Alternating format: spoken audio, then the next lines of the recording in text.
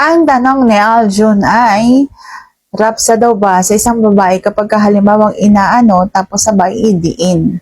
So, ano pag-uusapan for today's video? Interesado ka bang malaman kung ano ang sagot? Please keep on watching para bago yan. Kung bago ka pa lang sa akin channel, please consider to like this video and subscribe my channel.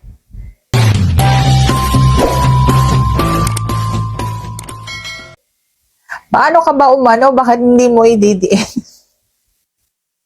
Ang sagot ko dyan ay hindi lang diin dapat ang ginagawa. Marami pong mga kalalakihan na hindi talaga alam na hindi lang pagdiin ang dapat gawin. Dapat po may pagkayod. Kayod po ay para kayong nagsasandok ng kutsara sa kanin. O parang naghahalo kayo ng niluluto ninyong ulam. Yung ganon, yung hahagudin nyo yung mga gilid-gilid. Hindi lamang po diin doon sa loob tapos hugot. At yan lamang po ang aking vlog na ito. Sa nagustuhan mo ang aking vlog na ito, kung nagustuhan mo, please consider to like this video and subscribe my channel. Thank you for watching. See you on my next vlog.